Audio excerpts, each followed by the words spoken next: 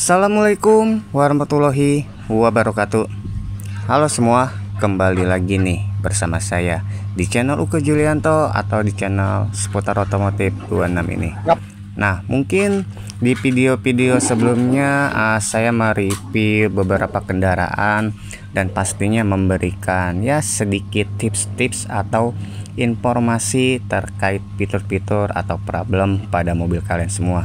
Nah, kalau kalian belum menyimak video-video sebelumnya, kalian bisa simak di daftar menu playlist ya. Barangkali kalian ada yang belum mengetahui fitur-fitur pada mobil Agya ataupun yang lainnya ya. Misal cara pengoperasian audio ataupun ya informasi-informasi menarik aja lah ya kan. Nah, tetapi di sini saya sedang berada di Steam mobil ya. Nah, di sini bagaimana sih teman-teman kalau misalkan Steam kolong ini seberapa pentingnya gitu ya, karena memang kalau di rumah mungkin kalian bisa nyuci mobil sendiri ya, ya mungkin hanya sebatas menyiram bodi mobil ya, mengelap-ngelap gitu ya. Tetapi kalau untuk pembersihan area kolong, terutama di area-area kaki-kaki, ya mau nggak mau kalian harus bawa ke Steam mobil yang pastinya sudah ada lift seperti ini ya. Jadi mobil kalian ini dinaikkan ke atas seperti ini ya. Nah, buat kalian juga jangan lupa buat like dan subscribe biar kalian bisa mengikuti video-video saya selanjutnya.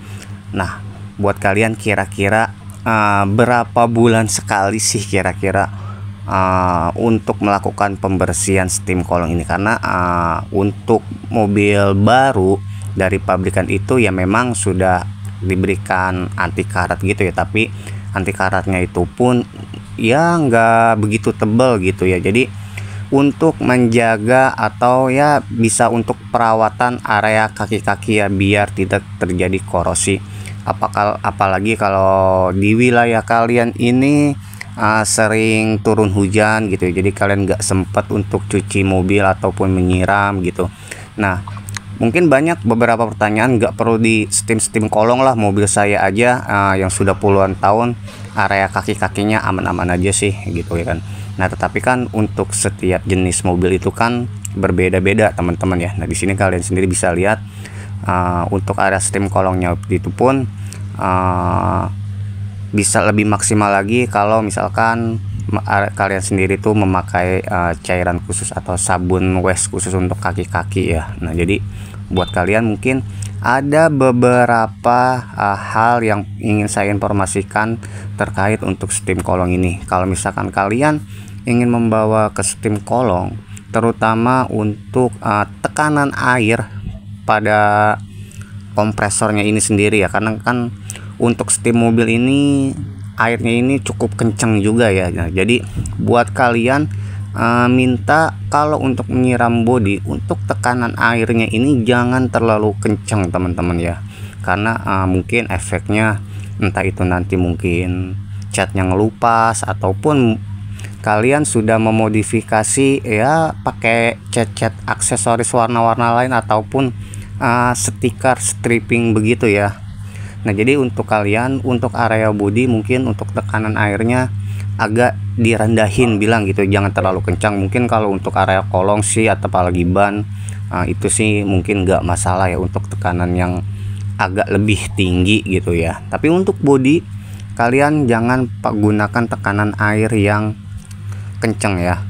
Nah, untuk pembersihan area kolong untuk mobil LCGC sih sebenarnya pada umumnya beda dengan mobil-mobil build up gitu. Mungkin banyak sensor-sensor di area kolong yang harus dihindari, maksudnya jangan sampai terkena airnya ini langsung serot gitu ya, karena memang nanti akan merusak sensor-sensor pada mobil yang lainnya. Tapi kalau untuk LCGC sih untuk sensor-sensor seperti rem EPB dia kan masih belum menggunakan EPB ya, jadi aman-aman aja kalau kena air. Dan untuk area knalpot hanya oksigen sensor aja ya, dan juga sensor ABS dia berada di kaliper rem ya, tapi posisinya ini ada di belakang gitu.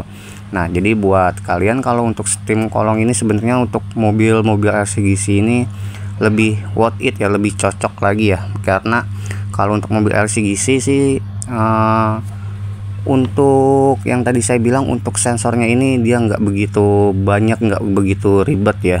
Nah, kalian bisa lihat di sini untuk area kaki-kakinya, kalau kalian melewati genangan air ataupun air hujan gitu ya, jangan dibiarkan terlalu lama ya, karena khawatirnya nanti ketika mobil kalian ini sudah di kilometer tinggi dan usianya pun sudah cukup tua gitu ya. Jadi untuk area sasis kolong ini ya tetap terjaga ya, karena memang apalagi kalau kalian tidak memakai semprotan anti karat di kolong ya, karena memang untuk mobil unit yang masih baru dari pabrikan hanya sebatas pernis mungkin ya, nggak terlalu tebal banget anti karatnya.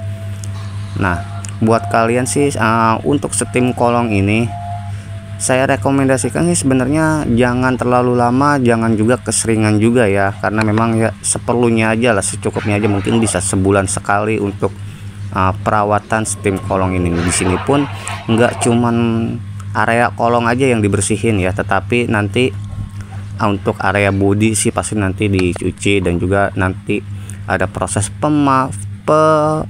vakuman di area eksterior ya. Jadi bagian eksteriornya pun pastinya nanti bakalan dibersihin ya. Dan untuk kalian nih, biasanya sih untuk area setir itu jarang sekali kalian membersihkannya ya.